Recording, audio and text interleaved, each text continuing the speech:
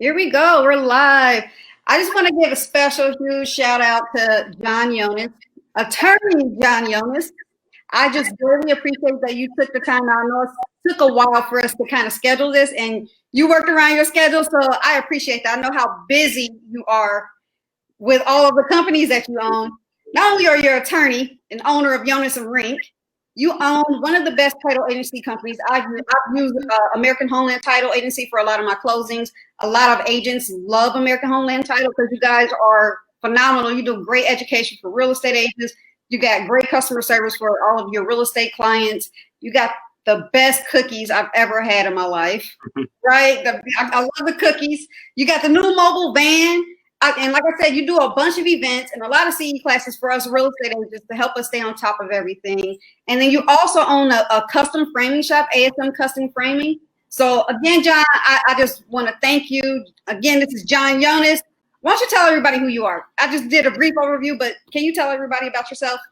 Sure. John Yonas, a real estate attorney. Obviously, I'm a graduate of The Ohio State University College of Business and The Ohio State University College of Law.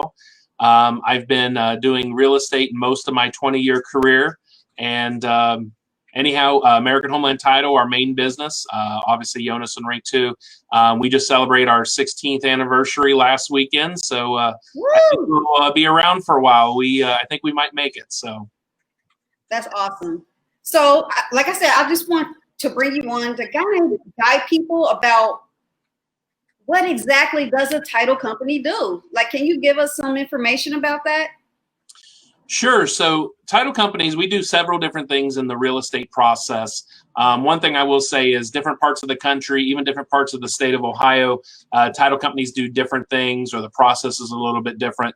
But in the Cincinnati, Dayton, Northern Kentucky general title market, what a title company does is when we receive a title order, we're going to go out and we're going to research the property to make sure that are there any liens or encumbrances on the property that we need to deal with, which ones they are. And then obviously we're going to try to get those cleaned up to get the property ready for closing. Our goal was to help people obtain marketable title on the property. And then ultimately we're working with the lenders if necessary. If it's a cash deal, obviously we're just working with the customers directly, the realtors if involved. And we're making sure that the numbers are right. We're getting documents from the lenders, and then ultimately we handle the closing, and we will handle all the documents. We make sure that deeds, the mortgages, any other required documents get recorded, and then ultimately issue any title insurance policies that have been ordered on the property. So we're the finish line of a real estate transaction. We make sure people actually get the property, and when sellers get paid, realtors get paid, loan officers get paid, everyone gets their money, and that's kind of the general gist of what a title company does in a nutshell. Okay, so obviously, you know, there's several pieces to a real estate transaction. Who actually, you know, we got the buyer and the seller. Who actually chooses the title company for closing? So in our market, generally it is the buyer who gets to choose the title company. So when you're working as an agent, if you're working with a consumer and they say, hey, when you get to that line on the contract, you know, we want to use ABC Title Company, usually it is the consumer that is responsible for choosing. That being said, if you ask 100 consumers, 99 of them probably can't name a title company. So they go back to the realtor or the loan officer and they'll say, hey, I don't know a title company. And usually the realtors, loan officers, they'll say, well, here's who I would recommend. And then, you know, a lot of times they'll say, these are the 2 or 3 title companies that we recommend. And then the consumer will choose from there. Or the consumer just tell the realtor, I don't care, you choose for me. So, but that's unique to our market. That is one thing that's odd. Most parts of the country, even as locally as Columbus, it's the listing agent or the seller that chooses the title company. So I think that's kind of a neat little point to bring up, because as people start, you know, our job situations are changing where people are, you know, they're able to work from home a little bit more. If people are, you know, if a realtor in Cincinnati is handling a sale in Columbus or a purchase in Columbus, you know, like I said, it's only, you know, less than 2 hours up the road. Right. Totally different person chooses it. But in our local market, typically it is the buyer that chooses, at least for the time being. Okay, so I know you touched on a little bit about what a title company does, but what actually happens at closing? Like, what can people expect? Well, assuming that everything's been handled properly, by the time we get to the closing, buyers and sellers should be fairly happy. Like I said, we're the finish line. We will get documents signed by the buyers and sellers. We will collect funds from the buyers or sellers as appropriate, and then we'll distribute the funds. So usually at closing, that's when people are getting their keys, they're signing all their documents, and after all this happens, they're homeowners. Or if they're the seller, they just sold their home. So that's typically what happens at closing. How long does it usually take? Well, that depends on the consumer. We like to provide as much education ahead of time as possible. Obviously, we've got a bunch of videos. We try to provide as much information as we can. But I would say on average, a closing usually takes about 30 to 45 minutes. With coronavirus, some people, the buyers and sellers, don't always sign at the same time. So obviously that's going to extend it. I think I think everyone's getting more comfortable wearing masks. With the mask, I think more people are comfortable being in the same room. So obviously if everyone's signing at the same time, it's probably going to be a little bit quicker. If the buyers are signing, then the sellers are signing. Obviously, two different times.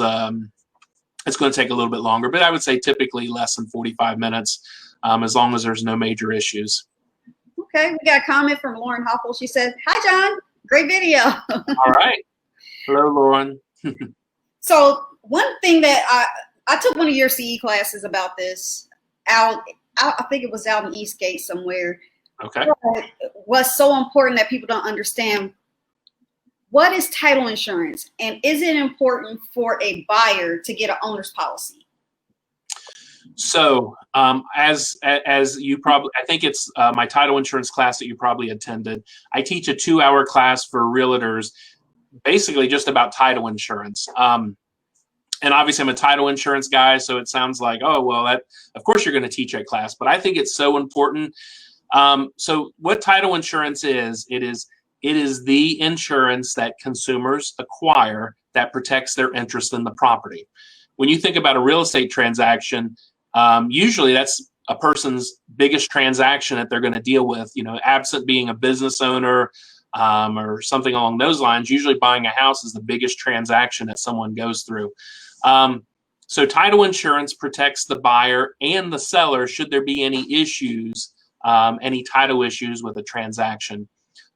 What I always like to tell people in a nutshell, there are two types of issues that can happen with any piece of real estate. We call it known defects or unknown defects. Right.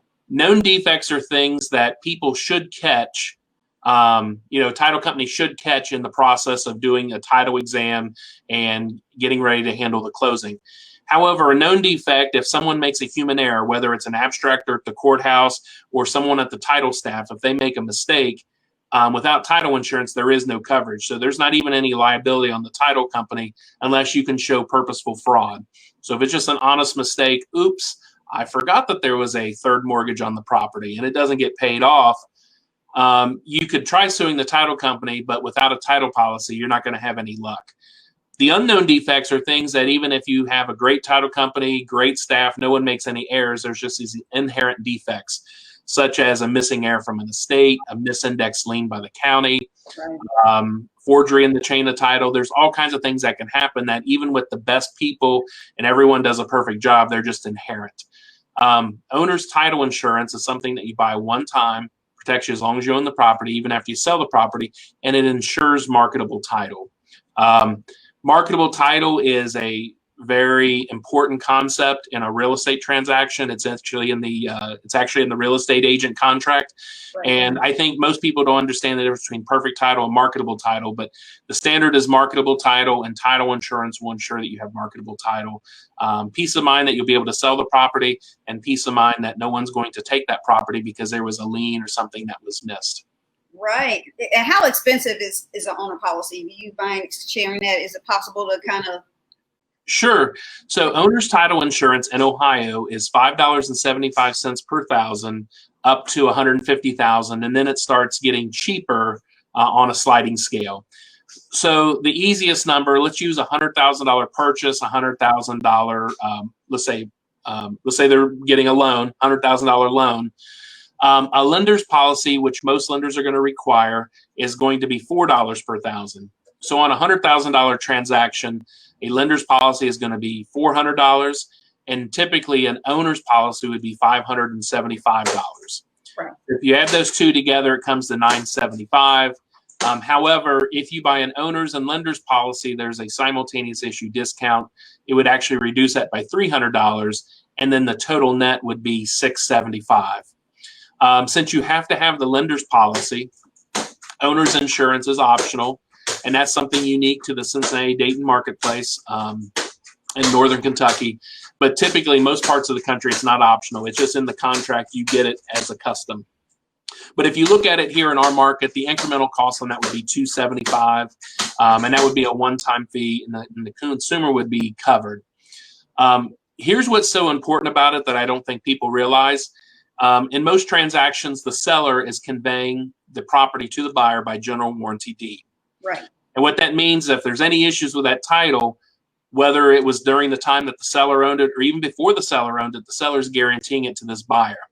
So as a seller, you're going to want that person to have an owner's policy, because if there is a title defect, they're probably going to file a claim with the title insurance company rather than trying to sue the seller to say, hey, there's this $10,000 lien that I want you to pay because you gave me your general warranty. At the same time, buyers don't want to sue sellers because you got to find the seller to sue them. They have to have assets and they have to be alive. If they're dead, you can't find them, or they're broke, that warranty is essentially worthless. And since people don't typically do, we'll say, credit checks, background checks, you're not underwriting who you're buying property from.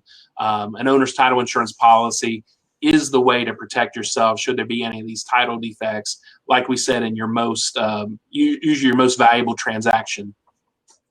Right. That's great. That's great. I agree with you. So that's always a conversation I have with my buyers, when purchasing. They always ask about the owner's policy, and I always reference your class. So if you real estate agents out there haven't taken John's title insurance class, you need to go ahead and take that. So one other thing I want to bring up is at the end of the transaction, like a couple of days before closing, we get what's called an alta settlement statement. What is it, and how do you read it? Like, as a consumer, you get a paper and it's got all these numbers listed. One side says buyer, one side. How do you read that, and what is it? So that is a very good question. Matter of fact, it's such a good question that we actually put together a video. If you go to our YouTube channel, you should be able to find that. We posted we rotate videos in our weekly emails. I think what I'll do, since you asked me, I'm going to have our people post it on. I'll have it posted on our American Homeland Title Facebook page, and I'll go ahead and have it posted on my page. But how to read an alta settlement statement, I think, is very important. Like I said, we do have I think, a very good video about it. But generally what it is the closing disclosure for the buyer. There's a closing disclosure for the seller. Lots of pages, lots of columns, a little bit confusing. What the ultimate settlement statement does is it takes the highlights from both of those documents, minus the buyer's personal loan information, potentially, assuming there's a loan, and it combines it into one statement. On the seller side, and if you kind of look at a document as a quadrant, anything in that top quadrant is good for the seller because that's adding to the sales price and to the proceeds they're going to receive. And if you look at the bottom quadrant on the seller side, those are negative things. So if you have a mortgage and you got to pay $100,000 to Bank of America, well, that's a negative because it's going to take away from your net proceeds. On the buyer's side, it's just the opposite. At the top, those are negative things for you. The more things in that top column on the buyer's side, those are going to be more fees or more costs to the buyer, so it's going to cost the buyer more. And then in the bottom column on the buyer side, those are going to be credits. So those are going to be reducing what the buyer needs to bring. So that's a pretty high level. Essentially, it's showing you the cost, the debits and credits on both sides. And at the bottom, it's going to show you how much you're getting or how much you need to bring on both sides of the transaction. Really, without going through a settlement statement, it's really hard to to educate it, but we do an excellent job with that video, and I'll make sure we get it posted this afternoon. That's great that you guys offer that for all of the people that are coming through American Homeland Title. So it breaks it down a lot easier, because if you've never done it before, like a first-time home buyer, you wouldn't know what you're looking at, you know? So that's yeah, and here's the important thing. So I tell people, I don't care if you're a college or a high school dropout or you've got your PhD. When it comes to real estate transactions, unless you're in the business, and even some realtors, you know, there's some realtors that don't sell a lot of houses, unless you're doing this every day, it's kind of hard to read or hard to make sense of. So, like I said, people shouldn't feel bad that they don't understand how to read it. It would be odd that you do know how to read it. It means you're selling a lot of real estate, you're a mortgage person, you're a title person, you're someone in the know in our industry. So it's not necessarily super apparent to the average Joe. okay. So I'm Betty Buyer. Yes. I just got my alta statement. They told me I'm clear to close. I can close tomorrow. What do I bring with me to closing? So the first thing is that we need to figure out, hopefully, now, hey, it's really busy right now in the real estate market. I'm not going to throw any lenders under the bus or any title companies under the bus, but there's a lot of data that comes at that last minute. So let's assume that everyone's got their ducks in a row. And the first thing is as a buyer, you need to know, do you need to bring money to closing? Right. One of the things you have to deal with, and this is Ohio, Northern Kentucky, or Kentucky, you have to deal with this as far as the good funds law. But if you need to bring money to closing and it is $10,000 or more, you're going to have to wire those funds. I mean, that's not our rule, that's state law. So if you're going to wire funds, that's not necessarily an easy thing to do. So you're going to want to start that process as soon as possible to wire funds if you need to wire. If it's less than $10,000, a cashier's check sufficient. If it's less than $1,000, you can even bring a money order or you can bring a personal check. So those aren't my rules. Those are the state of Ohio rules. So that would be the first thing. That's probably the most cumbersome thing. Now, depending on where you bank at, a lot of banks have taken the pandemic as an opportunity to cut their staff, cut their hours. You can't go into their branches. So it's kind of hard wiring funds. You might have to go to your local bank, sit through the drive-through for 25 minutes to find out that there is not a person within that branch that has the ability to send a wire. And then they'll send you to another branch. So I tell people it was a problem before the pandemic, and it's really a problem now of finding that one person who usually each branch has only one person that can send a wire. And since so many branches have been closed down, they've cut their staffing, it's that much more difficult. Some places will allow you to initiate a wire from their computer terminal. You might even be able to do it over a phone. However, a lot of places say that if it's over, $1,000, $2,500, $5,000, then they tell you have to do it in person. And another big issue with that one is sometimes people bank with banks that don't have any local branches. We've literally had people that have had to drive 4 hours back to their local, basically 4 hours to find the closest branch of whatever their bank is, just so they can say, hello, I'm Bill Smith, send my wire. And then literally will drive 4 hours back. So I always tell people that's the biggest thing is as soon as you know what those numbers are, you want to go to the bank and wire them. And even a cashier's check, obviously if you're going to go let's say you have to bring $4,000 and a cashier's check is sufficient, you got to go to the bank, probably sit in that drive-through, and hopefully there's someone there. And then when they give you the check, make sure that the person at the bank signs the check. Like I said, the pandemic has thrown a lot of this. It's made it a lot more difficult, and it's just harder to deal with people through a drive-through. And unfortunately, you're doing that with a lot of the banks. So getting your funds is the most important thing. Here's what I'll tell you. There are people, whether it's a lender, title company, the whole process, people are getting their numbers late. One of the things I'll recommend to people is if you're like, hey, I know I'm going to have to bring about $13,000. I don't know if it's 12.9, 13.1, but I know it's going to be really close to 13,000. A lot of times what I'll tell people is just go ahead and wire the 13,000. If it turns out that you only needed 12.9, we can cut you a check back with $100. If you need to bring 13.2, you can write an extra $200 check. But people get stressed out. It is a pain to do that wiring at the last minute. So anyhow, I know I've spent a lot of time talking about what to bring to closing, but fun. You got to have money. If there's no money, there's no closing, right? So we want to make sure the money's there. Other than that, Ohio and Kentucky are two of the few dower states left. So whether you're buying the property yourself, if you're married, you got to bring your spouse. And separated still means you're married. I don't like them. I haven't seen them in 10 years. You're still married. So you got to bring your spouse. And if you can't bring your spouse, then we need to make accommodations, whether it's a power of attorney, or we need to get them to sign ahead of time. You need to bring at least one form of ID. Some lenders require two, so it's always a good idea to have two IDs, government issued IDs. And other than that, we always have blue pens at our office, but then don't think you're going to use your favorite black pen, because we're required to use blue ink and on most every transaction. So really, that's all you need to bring. A couple other last things. If you are signing by power of attorney for someone, you'll need to bring that original power of attorney most of the time. There are a few exceptions. If there's been let's say you had a husband and wife and the spouse has died, and someone says we need a death certificate, we're going to need an original certified copy. But hopefully, if you have any of these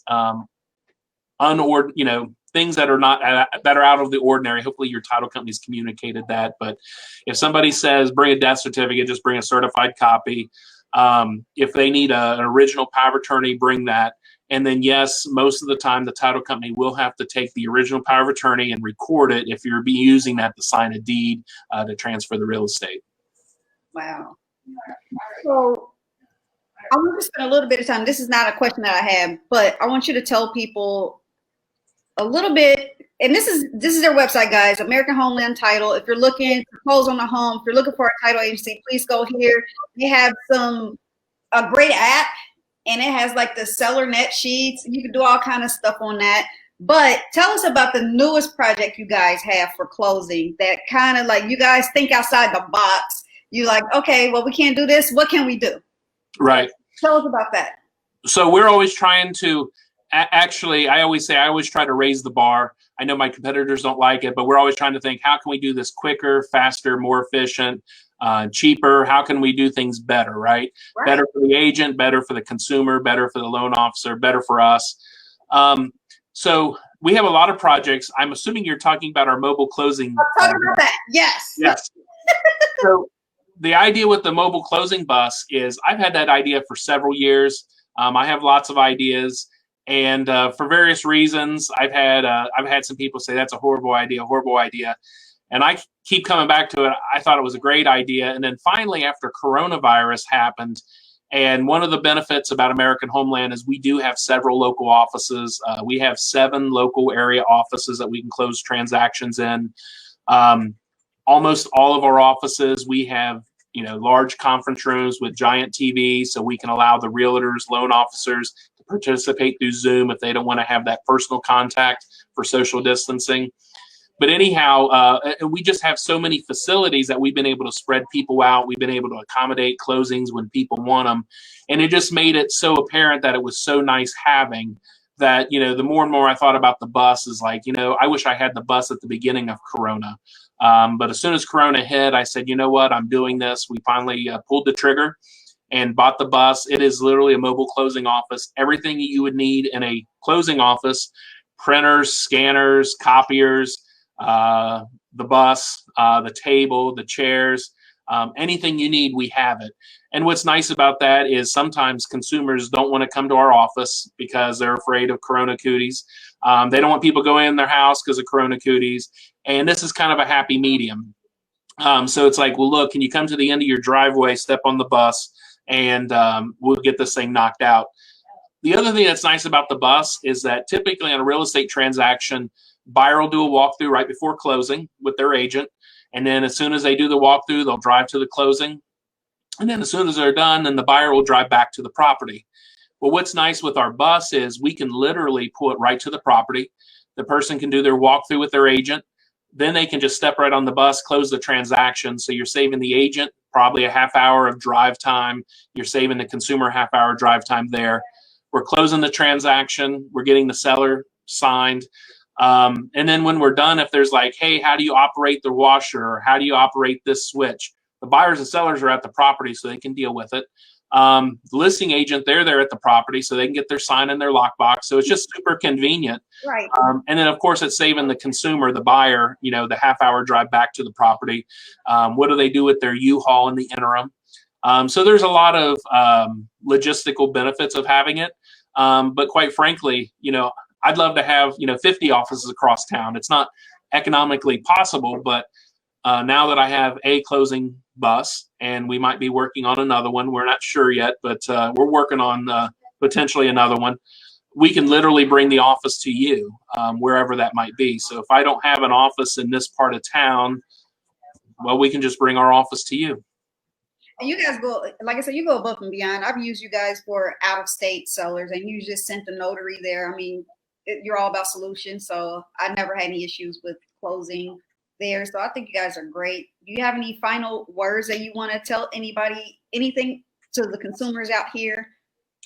No, I think the biggest thing is if you're doing a real estate transaction in this market, whether you're using us or any other title company, almost all of them are buried. It's a very busy time. Lenders are buried. So like I said, I think the biggest thing is people just need to be a little bit conscientious of all these factors that are working against everyone as far as getting these transactions done. Some advice, if people have an option of when they close, closing on Fridays, those are always busier days, and busier at the title company, busier at the lender, busy even just at the banks to get your wires sent out.